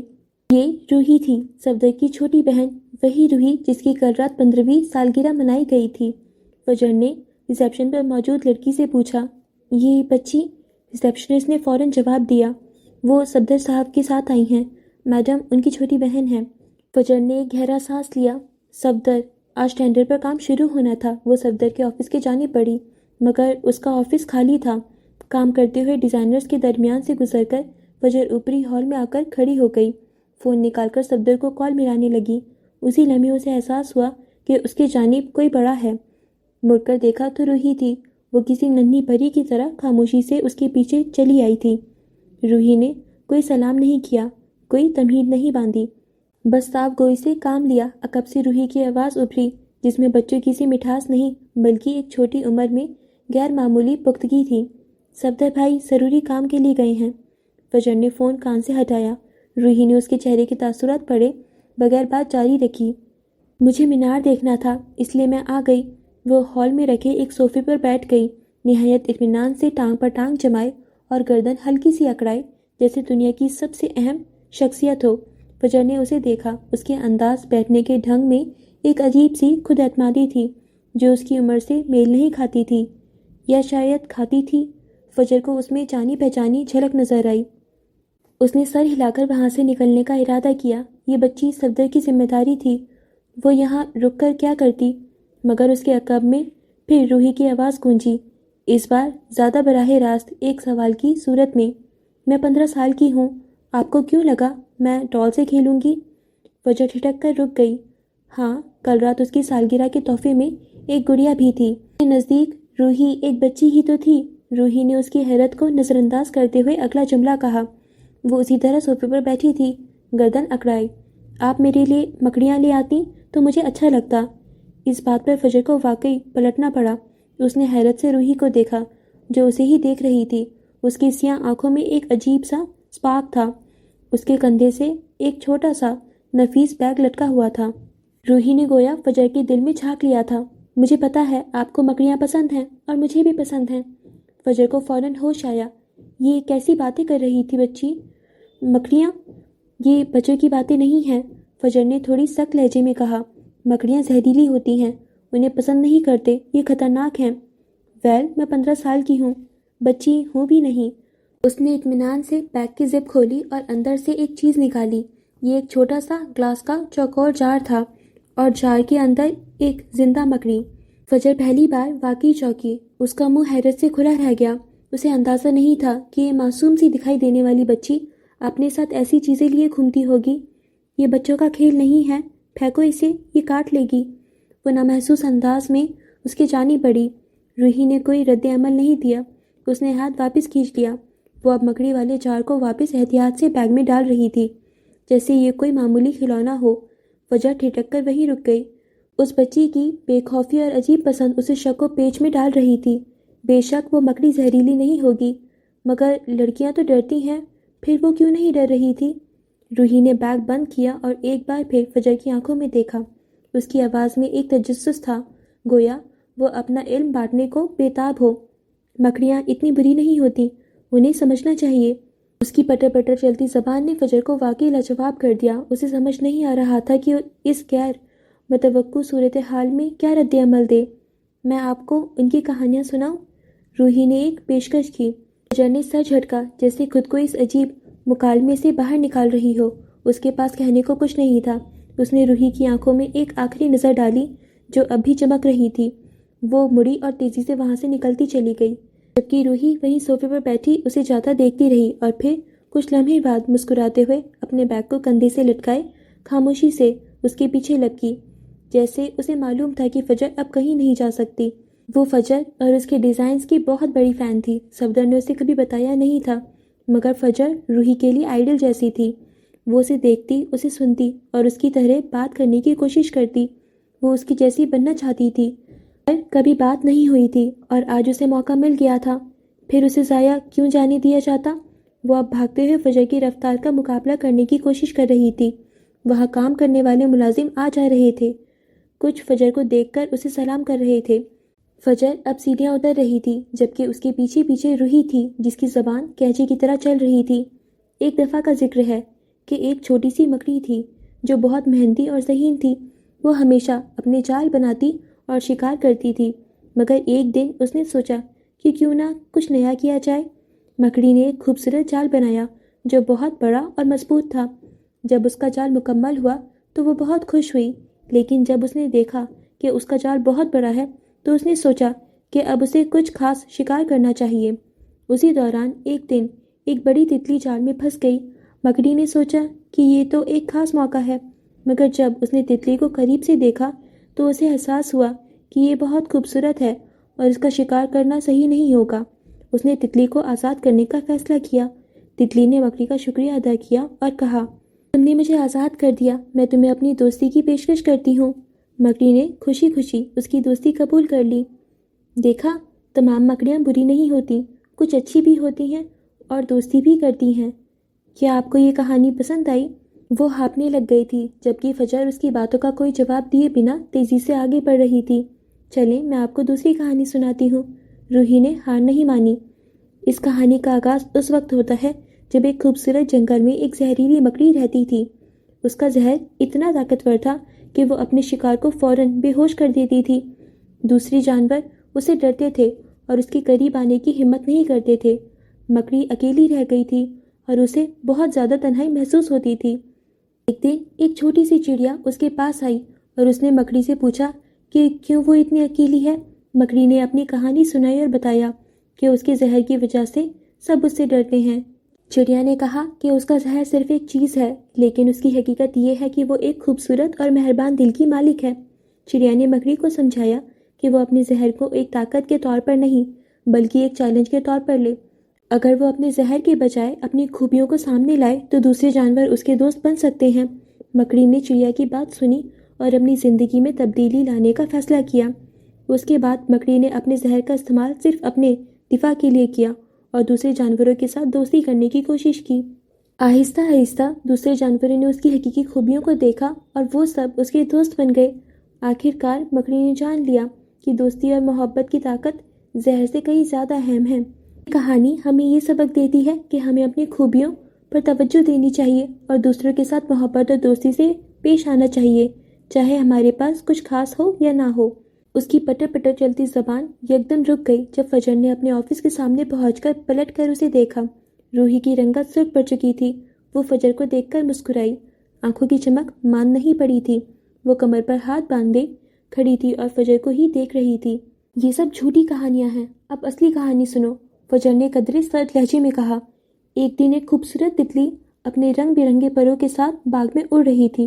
وہ پھولوں کے درمیان چہل قدمی کر رہی تھی اور اپنی خوبصورتی کا لطف اٹھا رہی تھی، لیکن اس باغ کے ایک کونے میں ایک چالاک عنکبوت چھپا ہوا تھا۔ اس نے تتلی کو دیکھ لیا اور سوچا کہ یہ ایک اچھا موقع ہے۔ عنکبوت نے اپنی جال کو بہت ہی مہارت سے بچھایا۔ اس نے جال کو پھولوں کے درمیان اس طرح لگایا کہ تتلی کو اس کے قریب آنے کا پتہ ہی نہ چلا۔ جب تتلی پھولوں کے قریب آئی تو اس نے محسوس نہیں کیا کہ وہ خطرے میں ہے۔ تتلی جب جال کے قریب پہنچی تو اچانک عنکبوت نے اپنی تیز رفتار سے جھپٹا مارا۔ تتلی کو جال میں پھنسنے کا احساس ہوا، لیکن اس وقت تک بہت دیر ہو چکی تھی۔ عنکبوت نے اپنی طاقتور ٹانگوں سے تتلی کو پکڑ لیا اور اسے جال میں جکڑ دیا۔ تتلی نے اپنی جان بچانے کی کوشش کی، لیکن عنکبوت کی چالاکی اور جال کی مضبوطی نے اسے روک دیا۔ آخر کار عنکبوت نے تتلی کو اپنے شکار کے طور پر استعمال کیا اور اپنے پیٹ کی بھوک مٹائی۔ اس نے رک کر روحی کے تاثرات کو دیکھا، جو آنکھیں پھاڑے اسے سن رہی تھی۔ یہ کہانی ہمیں یہ سکھاتی ہے کہ کبھی کبھار خوبصورتی کے پیچھے خطرہ چھپا ہوتا ہے اور ہمیں ہمیشہ محتاط رہنا چاہیے۔ اس لیے اب جاؤ یہاں سے۔ اگلے ہی پل اس نے آفس میں داخل ہوتے دروازہ بند کر لیا۔ روحی وہیں کھڑی رہ گئی۔ اس کے ہونٹوں پر شریر سی مسکراہٹ تھی۔ چلو کسی بہانے ہی صحیح بات چیت تو ہوئی۔ وہ یوں ہی پیچھے ہاتھ باندھے وہاں سے پلٹ گئی۔ رات کافی ہو چکی تھی۔ مینار کی منزلہ عمارت گہری تاریکی میں ڈوبی تھی، سوائے ایک کمرے کے۔ یہ اسٹوڈیو تھا۔ اندر سے آتی روشنی رات کے پچھلے پہر میں کسی جزیرے جیسی لگ رہی تھی۔ باہر سڑک پر اکا دکا گاڑیوں کے گزرنے کی آواز آتی تھی اور مرکزی دروازے پر موجود گارڈ کی کھانسی، باقی ہر طرف سناٹا تھا۔ اندر فجر کام میں منہمک تھی۔ اس نے بالوں کو سرسری طور پر کھلا چھوڑ رکھا تھا۔ ایک سادہ سا کریم رنگ کا سوٹ پہنے، جس کا ٹراؤزر کسی بیگی پینٹ جیسا تھا، اور گھٹنوں سے اوپر آتی کھلی شرٹ پہنے، کھلے بالوں میں چشمہ سجائے، وہ مصروف سی پیاری لگ رہی تھی۔ پاؤں میں آرام دہ لوفرز تھے اور اسکارف اس نے اتار کر ایک جانب رکھا ہوا تھا۔ وہ پتلے پر سجے کاسٹیومز کو دیکھ رہی تھی، ہاتھ میں پکڑے نوٹ پیڈ پر کچھ نوٹ کرتی جا رہی تھی۔ کاسٹیومز تقریباً تیار تھے۔ جلد ان کا فوٹو شوٹ تھا اور وہ معمولی تبدیلیاں چاہتی تھی، اس لیے نوٹ کر رہی تھی۔ اس کا ارادہ تھا کہ یہ کام ختم کر کے ہی نکلے گی، چاہے کتنی ہی دیر کیوں نہ ہو جائے، اس لیے پوری توجہ کام پر تھی۔ تبھی اچانک اسے باہر آواز سنائی دی، کسی چیز کے گرنے کی، ایک غیر معمولی آواز۔ اس کا دل تھک سے رہ گیا۔ رات کے اس پہر ایک خالی عمارت میں ایسی آواز فجر زخموں اور خطروں کو دور سے سونگھ لیتی تھی۔ اس پر اسے عجیب سا احساس ہوا، جیسے کچھ غلط ہے، بہت غلط۔ اس کے جسم میں سنسنی دوڑ گئی۔ وہ کچھ پل سانس روکے، ہاتھ میں پکڑا پین تھامے دروازے کی جانب دیکھتی رہی۔ اسٹوڈیو کا دروازہ آدھا کھلا تھا، باہر گہرا سایہ تھا، اور تبھی آواز دوبارہ آئی، اس بار قدرے واضح، جیسے کوئی بھاری شے پھینکی گئی ہو۔ اس کا دل بری طرح دھڑک گیا۔ اس خاموشی میں یہ آوازیں الارم بجا رہی تھیں۔ کیا گارڈ اندر آ گیا تھا؟ مگر وہ آواز تو کسی چیز کے گرنے کی تھی، قدموں کی نہیں۔ فجر نے نوٹ بک وہیں پتلوں کے قریب رکھی۔ آہستہ سے، نہایت آہستہ سے اسٹوڈیو کا دروازہ مزید کھول کر باہر قدم رکھا۔ یہ پچھلی منزل تھی۔ وسیع ہال خالی تھا۔ اسٹوڈیو کی روشنی کی وجہ سے اندرونی حصہ اور بھی زیادہ تاریک لگ رہا تھا۔ ہلکا اندھیرا تھا جس میں صوفوں، میزوں اور آرٹ پیس کے مبہم سائے کسی عجیب و غریب مخلوق جیسے دکھائی دے رہے تھے۔ اس کا دل دھک دھک کر رہا تھا۔ ہر طرف گہری خاموشی تھی، ایسی خاموشی جو چیخ رہی تھی۔ اس کے قدموں کی چاپ بھی بہت بلند سنائی دے رہی تھی۔ وہ مزید آگے بڑھی، قدم نہایت محتاط تھے۔ کون ہے؟ اس نے دھیمی کانپتی ہوئی آواز میں پوچھا، جو ہال کی وسعت میں گم ہو کر رہ گئی۔ کوئی جواب نہیں آیا۔ گارڈ انکل، کوئی ہے؟ اس نے تھوڑی اونچی آواز میں پکارا۔ پھر وہی خوفناک خاموشی، صرف اس کے اپنے دل کی دھڑکن جو اسے اپنے کانوں میں سنائی دے رہی تھی۔ کیا گارڈ اپنی جگہ پر نہیں ہے یا کچھ ہو گیا ہے؟ وہ چلتے ہوئے ایک راہداری تک پہنچی جو بڑی کھڑکیوں کی جانب جاتی تھی۔ راہداری کے قریب ایک میز رکھا تھا اور اس پر ایک چھوٹا سا مجسمہ رکھا تھا جو برونز اور ریزن کا بنا تھا۔ اس کی نظریں ہر طرف گھوم رہی تھیں، اندھیرے میں کسی بے حرکت کو بھاپنے کی کوشش کر رہی تھیں۔ ساتھ والی کھلی کھڑکی سے ٹھنڈی ہوا کا ایک جھونکا اندر داخل ہوا۔ ہوا سے اس کے بال چہرے پر اڑے۔ چاند کی روشنی کھڑکی سے چھن کر اندر آ رہی تھی اور اس بار اس کا وجود اس مدھم پراسرار روشنی میں نہایا ہوا تھا۔ ایک لمحے کو اسے سکون کا احساس ہوا، مگر یہ سکون پل بھر کا تھا۔ اس سے پہلے کہ وہ کوئی اور حرکت کرتی، کچھ سوچتی، کچھ آواز نکالتی، اچانک اس کی گردن پر ایک ٹھنڈی سخت چیز کا لمس محسوس ہوا، پستول کی ٹھنڈی نوک، اور ساتھ ہی اس کے کان کے قریب ایک سرگوشی گونجی، پراسرار اور خطرناک۔ ہلنا مت ورنہ ماری جاؤ گی۔ فجر کا سانس حلق میں اٹک گیا، جسم سن ہو گیا، وہ جم کر رہ گئی۔ صرف اس کے دل کی دھڑکن تھی جو اب طوفانی رفتار سے اس کے سینے میں ہتھوڑے مار رہی تھی۔ وہ اکیلی تھی اس تاریک خاموش عمارت میں، ایک نامعلوم خطرے کی زرد پر۔ فجر کا سانس حلق میں اٹکا ہوا تھا، اس کی پشت پر پستول کی ٹھنڈی سخت نوک محسوس ہو رہی تھی۔ دماغ میں خطرے کی گھنٹی بج اٹھی تھی، مگر جسم منجمد ہو گیا تھا۔ وہ پتھر کی مورت کی طرح ساکت کھڑی تھی، آنکھیں اندھیرے میں مبہم سائے تلاش کر رہی تھیں۔ اس کے کان کے قریب وہی پراسرار دبی دبی مگر زہر آلود آواز گونجی۔ اس بار آواز میں ایک تلخ تمسخر تھا۔ تمہیں کیا لگتا تھا فجر معراج؟ تمہیں کیا لگا تھا تم دوسروں کو برباد کر کے خود آباد ہو جاؤ گی؟ فجر کی پیشانی پر پسینے کے قطرے چمک اٹھے، باوجود اس کے کہ کھلی کھڑکی سے آتی ہوا کھنکی دے رہی تھی۔ خوف کی ایک شدید لہر اس کے پورے وجود میں دوڑ گئی، مگر عجیب بات یہ تھی کہ اس خوف کے باوجود اس کا تربیت یافتہ دماغ تیزی سے کام کر رہا تھا۔ وہ جانتی تھی کہ مزاحمت بیکار ہے، چیخنے کا کوئی فائدہ نہیں، واحد راستہ بات کرنا تھا، وقت حاصل کرنا، صورتحال کو سمجھنا۔ اس نے بامشکل اپنی کانپتی ہوئی آواز پر قابو پایا، الفاظ حلق سے بامشکل باہر نکلے۔ کون ہو تم؟ پستول کی نوک ہلکی سی دبی، جیسے یہ سوال حملہ آور کو پسند آیا ہو۔ ایک دھیمی سرد ہنسی سنائی دی، ایسی ہنسی جس میں کوئی خوشی نہیں تھی، صرف انتقام کی آگ تھی۔ کون؟ آواز گونجی۔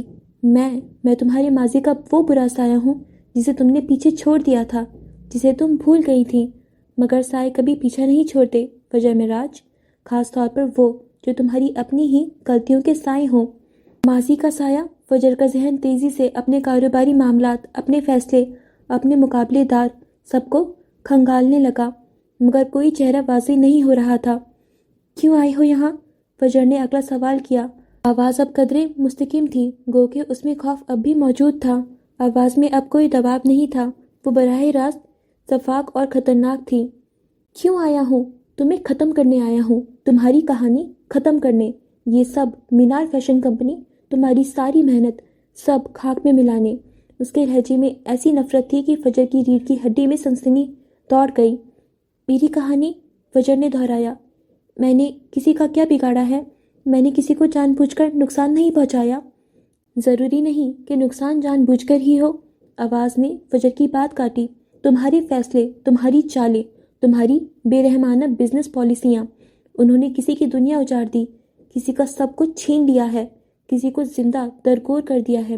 فجر کی آنکھوں کے سامنے اندھیرا چھا رہا تھا، خوف اور الجھن کا اندھیرا۔ اسے یاد نہیں آ رہا تھا کہ اس نے ایسا کیا ہے۔ مقابلہ داری سخت ہوتی ہے، مگر کیا اس نے کسی کو اس حد تک تباہ کر دیا تھا کہ وہ اس طرح انتقام پر اتر آئے؟ میں نہیں جانتی تم کس کی بات کر رہے ہو، فجر نے سچ کہا۔ جلد جان جاؤ گی، آواز گہرائی، یا شاید تمہیں جاننے کا موقع ہی نہ ملے۔ پستول کی نوک گردن پر قدرے زیادہ دبی، فجر کو لگا جیسے اس کی سانس رک جائے گی۔ ٹھنڈے لوہے کا لمس موت کی طرح محسوس ہو رہا تھا۔ ہوا کا ٹھنڈا جھونکا اب کسی سرد ہاتھ کی طرح لگ رہا تھا جو اسے چھو کر بتا رہا ہو کہ یہ رات اس کی آخری ہو سکتی ہے۔ تم غلط فہمی کا شکار ہو، فجر نے ہمت کر کے کہا۔ اس سب کا کوئی فائدہ نہیں، پولیس تمہیں ڈھونڈ نکالے گی۔ حملہ آور پھر ہنسا۔ پولیس؟ جب تک پولیس یہاں پہنچے گی بہت دیر ہو چکی ہوگی فجر معراج، تمہارا انجام لکھا جا چکا ہے۔ فجر نے تھوک نکل کر گلا تر کیا۔ تمہارا وقت ختم ہو گیا۔ آواز حتمی تھی، اس میں اب کوئی شرارتن لہجہ نہیں تھا، صرف سنگدلی تھی۔ اب صرف حساب چکانا ہے، جو تم نے دوسروں سے چھینا وہ میں تم سے چھین لوں گا، تمہاری زندگی۔ فجر نے محسوس کیا کہ اس شخص سے مزید بات کرنا شاید بے سود ہے، یہ کوئی سمجھدار انسان نہیں، کوئی انتقام کی آگ میں جلتا ہوا دشمن ہے۔ اس کی نظریں تیزی سے اندھیرے میں کوئی راستہ، کوئی بچاؤ کا ذریعہ تلاش کرنے لگیں۔ اس کا دل زور زور سے دھڑک رہا تھا، گویا سینے توڑ کر باہر نکل آئے گا۔ گردن پر موجود ٹھنڈی نوک اسے مسلسل موت کا احساس دلا رہی تھیں۔ اندھیرے ہال میں صرف چاند کی مدھم روشنی، ٹھنڈی ہوا کی سرسراہٹ، فجر کے دل کی دھک دھک اور اس پر اسرار شخص کی سانسوں کی آواز سنائی دے رہی تھی، اور اس کے ذہن میں گونجتے وہ الفاظ، تمہیں ختم کرنے آیا ہوں۔ وہ ایک ایسے خطرے کی زد میں تھی جسے وہ نہ دیکھ سکتی تھی، نہ پہچان سکتی تھی، صرف محسوس کر سکتی تھی، موت کا سرد احساس۔ فجر کا دماغ ایک عجیب سی تیزی سے کام کر رہا تھا۔ وہ جانتی تھی کہ اب اس کے پاس وقت بہت کم ہے۔ اس کا جسم ساکت تھا، پتھر کی طرح جمع ہوا، مگر دایاں ہاتھ نامحسوس انداز میں قریب رکھے میز پر موجود برونز کے مجسمے پر آ چکا تھا۔ یہ ایک بھاری ٹھوس چیز تھی، ایک آخری امید، ایک آخری موقع۔ اس نے انگلیاں مجسمے پر مضبوطی سے جما دیں۔ پیچھے موجود شخص نے گویا اپنا فیصلہ کر لیا تھا۔ اس کی دبی دبی زہر آلود آواز حتمی تھی، تمہارا وقت ختم ہو گیا، اب صرف حساب چکانا ہے۔ فجر نے محسوس کیا کہ اس کی گرفت سخت ہو رہی ہے۔ پستول کی نوک اس کی جلد میں چبھنے لگی تھی، انگلی ٹریگر پر جا رہی تھی۔ موت کا سرد پنجہ اسے جکڑنے کو تیار تھا۔ فجر نے جبلتاً سر کو ایک طرف جھٹکنے کی کوشش کی، ایک آخری لمحے کی مزاحمت، مگر گرفت مضبوط تھی۔ اس سے پہلے کہ گولی چلتی، اس سے پہلے کہ اس کی زندگی کی کہانی ختم ہوتی، فجر نے ایک ہیجانی اچانک حرکت کی۔ اس نے ایک جھٹکے سے خود کو موڑا، دایاں ہاتھ پوری قوت سے بلند ہوا۔ اس نے ہاتھ میں پکڑا برونز اور ریزن کا وزنی مجسمہ، پوری قوت سے پیچھے کھڑے شخص کے سر پر دے مارا۔ یہ وار انتہائی غیر متوقع تھا، حملہ آور درد سے کراہا، مگر وہ پوری طرح بے قابو نہیں ہوا۔ پستول ہاتھ سے چھوٹ کر اندھیرے میں گرا، مگر گرتے گرتے اس شخص نے فجر کے بازو کو جھٹکے سے پکڑ لیا۔ ایک لمحے کو دونوں میں کھینچا تانی شروع ہو گئی، مگر فجر رکی نہیں۔ اس کے اندر کا خوف ایک دم ایک صفاق افریت میں بدل گیا تھا۔ یہ مرنے اور مارنے کا لمحہ تھا، اس کا مرنے کا کوئی ارادہ نہیں تھا۔ وہ جانتی تھی کہ ذرا بھی ڈھیل اس کی موت کا باعث بنے گی۔ اس نے پاگلوں کی طرح ہجیانی انداز میں اسی وزنی مجسمے سے سامنے لڑکھڑاتے شخص پر وار کرنے شروع کر دیے۔ ایک کے بعد ایک وار پوری قوت سے مجسمہ اس کے ہاتھوں میں جانور کی طرح زندہ ہو گیا تھا۔ وہ اسے گھماتی، اٹھاتی اور زور سے مارتی۔ وہ شخص مزاحمت کر رہا تھا، اس کے ہاتھ فجر کے بازو کندھوں پر پڑ رہے تھے۔ اندھیرے میں ایک ہولناک کشمکش جاری تھی۔ وہ فجر کو خود سے دور دھکیلنے، اس کے ہاتھ سے مجسمہ چھیننے کی کوشش کر رہا تھا، مگر فجر کے وار اتنے شدید تھے کہ وہ پوری طرح کھڑا نہ ہو سکا۔ لڑکھڑاتے ہوئے وہ دونوں قریب کے میز سے ٹکرائے، مجسمے فائلیں نیچے گری۔ فجر کا ہاتھ میز کے کنارے سے رگڑا کھا گیا۔ ایک تیز درد کی لہر اٹھی، مگر اسے محسوس کرنے کا وقت نہیں تھا۔ اس شخص کا ایک وار فجر کے چہرے پر لگا، شاید اس کے ہاتھ کی پشت، جس سے اس کے جبڑے میں شدید درد ہوا، مگر اس نے گرفت نہیں چھوڑی۔ اس کی آنکھوں کے سامنے خون اتر آیا تھا، اور فجر اب وار کرتے ہوئے چلا رہی تھی۔ اس کی آواز خوف، غصے اور ملکیت کے احساس کا ایک خوفناک ملغوبہ تھی۔ یہ میری سلطنت ہے، وہ دہاڑتی رہی، ہر وار کے ساتھ اس کی آواز میں شدت آتی گئی۔ یہ میری ہے۔ دھڑم مجسمہ لگا، وہ شخص لڑکھڑا گیا۔ یہ میں نے بنائی ہے۔ ایک اور ضرب، وہ گرنے لگا۔ کوئی اسے مٹا نہیں سکتا، کوئی نہیں۔ اس کی چیخیں خالی ہال میں گونج رہی تھیں۔ ہر ضرب کے ساتھ، ہر چیخ کے ساتھ اس کے اندر کی جبلت بقا اسے مزید طاقت دے رہی تھی۔ وہ اب ایک خوفزدہ عورت نہیں، وہ اپنے وجود، اپنی محنت، اپنی سلطنت کا دفاع کرنے والی ایک ایسی قوت تھی جو کسی بھی حد تک جا سکتی تھی۔ وہ ملکہ ملعون تھی۔ وہ تب تک وار کرتی رہی، تب تک مارتی رہی، جب تک مجسمے کی متواتر ضربوں سے اس شخص کا جسم ڈھیلا پڑ کر ساکت، بے جان نہیں ہو گیا، جب تک اس کے سر سے خون کا فوارہ ابل نہیں پڑا اور اس کا فرش پر پڑا وجود پہچاننے کے قابل نہیں رہا۔ مجسمہ اس کے ہاتھوں میں خون سے لت پت تھا۔ آخری وار کرنے کے بعد فجر ہاپتی ہوئی، لرزتی ہوئی اس کے بے جان وجود پر کھڑی رہی۔ اس کے ہاتھ میں خون آلودہ مجسمہ تھا، اس کے چہرے، اس کے کپڑوں پر خون کی چھینٹیں تھیں، بازو پر خراشی تھی، جبڑے میں درد اور جسم پر کہیں اور بھی ضربات کے نشان، مگر وہ زندہ تھی، وہ زندہ بچ گئی تھی۔ اس نے ایک جان لے لی تھی، اپنی جان بچانے کے لیے، اپنی سلطنت کو بچانے کے لیے۔ اس کے دل میں وحشت اور فتح کا ایک خوفناک امتزاج تھا۔ اندھیرے ہال میں صرف اس کی تیز سانسوں کی آواز، اس کے دل کی دھڑکن اور موت کی خاموشی۔ اس نے خود کو بچا لیا تھا، مگر اس کی قیمت بہت خوفناک تھی۔ نام تھا فجر معراج، کمزوری تھی پہچان۔ تم مجھ سے پہچان چھین کر دیکھو، وہ تمہیں چیر پھاڑ کر کھا جائے گی۔ مینار میں چھائی خاموشی زیادہ دیر قائم نہ رہی۔ دور سے سائرن کی گونج سنائی دی، پہلے مدھم پھر تیز ہوتی ہوئی۔ نیلی اور لال روشنی عمارت کے باہر چمکنے لگیں۔ پولیس پہنچ چکی تھی۔ دروازے کھلے، وردی پوش اہلکار احتیاط سے اسلحہ سنبھالے اندر داخل ہوئے۔ ان کی طاقتور ٹارچ کی روشنیاں اندھیرے ہال میں ناچنے لگیں۔ سائے بھاگنے لگے۔ ایک روشنی فرش پر پڑے بے جان دھڑ پر پڑی۔ ایک لمحے کو وہ رکے، ان کے چہروں پر حیرت اور پھر سنجیدگی آئی۔ انہوں نے وائرلیس پر کچھ کہا۔ یہاں ایک لاش ہے۔ پھر باہر سے کسی اور افسر کی بلند آواز سنائی دی۔ اس کی آواز میں اضطراب تھا۔ سر، باہر 2 لاشیں ہیں، گارڈ اور کیئر ٹیکر دونوں۔ فجر کو احساس ہوا کہ وہ صرف ایک شخص نہیں تھا جو اندر آیا تھا، یہ ایک منظم خوفناک حملہ تھا۔ باہر کا پہرے دار، آفس کی دیکھ بھال کرنے والا، وہ دونوں بھی مارے گئے تھے۔ ایک سرد لہر فجر کے وجود میں دوڑ گئی۔ رفتہ رفتہ ہال پولیس اہلکاروں سے بھرنے لگا۔ چایو کووا کو محفوظ کیا جا رہا تھا۔ فورینسک ٹیمیں پہنچنے لگی۔ روشنی کا انتظام کیا گیا۔ اس ساری گہما گہمی کے بیچ فجر ایک جانب کھڑی رہی، خون آلودہ ہاتھ میں مجسمہ تھامے۔ کچھ دیر بعد صفدر کی فیملی پہنچی۔ ان کے چہروں پر پریشانی اور صدمہ تھا۔ صفدر بھی ان کے ساتھ تھا، اس کی آنکھوں میں ہول تھا۔ کمپنی کے کچھ سینئر مینیجرز بھی آ گئے، ان کے چہروں پر تفتیش اور بے یقینی تھی۔ ہال میں ایک کنارے پر ایک صوفے پر فجر بیٹھی تھی۔ کسی مہربان ہاتھ نے شاید اس کے ہاتھ سے مجسمہ لے لیا تھا اور اس کے کندھوں پر ایک اسکارف لپیٹ دیا تھا۔ وہ ساکت تھی، جسم ڈھیلا تھا، آنکھیں خالی۔ اس کے کپڑے، اس کے ہاتھ، اس کا چہرہ سب خون کی چھینٹوں سے رنگا ہوا تھا۔ وہ کسی پتھر کے بت کی طرح دکھائی دے رہی تھی۔ اس کی آنکھوں میں باقی مانندہ روشنی بھی جیسے اس ہولناک حادثے کے بعد چلی گئی ہو۔ باہر میڈیا والے بھی آ چکے تھے۔ کیمروں کی فلیش لائٹس مسلسل چمک رہی تھیں۔ اندر لاش کی تصویریں لی جا رہی تھیں۔ جایو کوا کا باریک بینی سے معائنہ ہو رہا تھا۔ سیکیورٹی کنٹرول روم میں پولیس اہلکار کیمرہ ریکارڈنگ دیکھ رہے تھے۔ وہ لمحات جب کیمرہ جام ہو گئے، جب حملہ آور اندر داخل ہوئے تھے، اور شاید آخری لمحات کی دھندلی خوفناک جھلک۔ فجر سے بار بار سوال پوچھے جا رہے تھے۔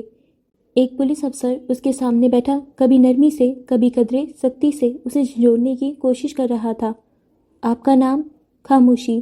یہ شخص کون ہے؟ آپ اسے جانتی ہیں؟ خاموشی۔ یہ سب کیسے ہوا؟ آپ کیسے بچیں؟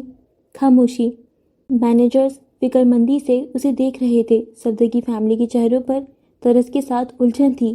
میڈیا کے کیمروں کی فلیش اس کے خون آلودہ چہرے پر پڑ رہی تھی، مگر فجر کوئی جواب نہیں دے رہی تھی۔ وہ گنگی ہو گئی تھی۔ اس کے اندر خوف ہی خوف تھا۔ اس خوف نے اسے منجمد کر دیا تھا۔ اس کے دماغ میں صرف وہی آخری لمحات گھوم رہے تھے، ٹھنڈی نوک، خون، چیخیں اور وہ مجسمہ، وہ جنگ جو اس نے اپنی جان بچانے کے لیے لڑی تھی۔ اس نے ایک جان لے لی تھی۔ یہ کوئی چھوٹی بات نہیں تھی، یہ ایک ایسی حقیقت تھی جس نے اس کے وجود کی جڑیں ہلا دی تھیں۔ وہ بس بیٹھی رہی، خون آلود، خاموش، اپنی ہی سلطنت کے تباہ شدہ کنارے پر۔ آنکھوں میں کوئی چمک نہیں، چہرے پر کوئی تاثر نہیں، صرف خوف اور صدمے کی گہری، کبھی نہ مٹنے والی چھاپ۔ وہ اب وہ فجر نہیں تھی جو گھنٹے پہلے اسٹوڈیو میں کاسٹیومز کو دیکھ رہی تھی۔ یہ فجر مختلف تھی۔ اس نے ایک جان لے لی تھی۔ اوکے فرینڈز، تو اسی کے ساتھ ہم 15ویں قسط کے پارٹ 2 کو یہیں پر اینڈ کرتے ہیں۔ میں امید کرتی ہوں کہ آپ کو یہ ایپیسوڈ بہت اچھا لگا ہوگا، کیونکہ مجھے تو یہ والا پارٹ بہت زیادہ اچھا لگا۔ سب سے پہلے جو ولیم ولی بن کر فجر کے سامنے آیا جاب انٹرویو کے لیے، اور اس کو جس طریقے سے اس نے اپروچ کیا اور جو بھی ساری باتیں تھیں وہ کافی انٹرسٹنگ تھا۔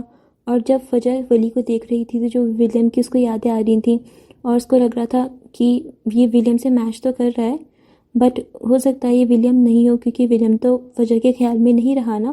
تو یہ کافی انٹرسٹنگ بات تھی۔ اینڈ آبویسلی جس طریقے سے ولیم نے اپنا ولی والا گیٹ اپ لیا ہوگا، تو اس نے تھوڑی سی داڑھی رکھی، اینڈ دین اس کی پھر باڈی بھی بلڈ اپ ہو گئی تھی، تو ان ریزن کی وجہ سے بھی تھوڑا سا ولیم ڈیفرنٹ لگ رہا ہوگا۔ اور اس نے اپنا نام ولی اورنگزیب بتایا۔ آپ سوچ رہے ہیں اس نے اپنی مما کا سر نیم اپنے نام کے ساتھ لیا، تو یہ بھی کافی اچھی بات تھی یار، بہت اچھا لگا مجھے۔ اینڈ جو رئیس اور فجر کی پارٹی میں نوک جھوک ہوئی، نوک جھوک نہیں، بحث کہنا بہتر ہوگا، کیونکہ جس طریقے سے وہ دونوں ایک دوسرے کو نوچ کھانے کو دوڑتے ہیں اور ایک دوسرے کو اتنی بری بری سناتے ہیں اور ایک دوسرے کو نیچا دکھانے کا کوئی موقع ہی نہیں چھوڑتے اور ایسے بحث کرتے ہیں. بہت عجیب لگتا ہے. اور ان کی بحث بھی اس طریقے سے ہوتی ہے کہ چاشنی میں کھلی ہوئی ایک دوسرے کے منہ پہ چاشنی میں لپٹی ہوئی باتیں ایسے دے کے مارتے ہیں.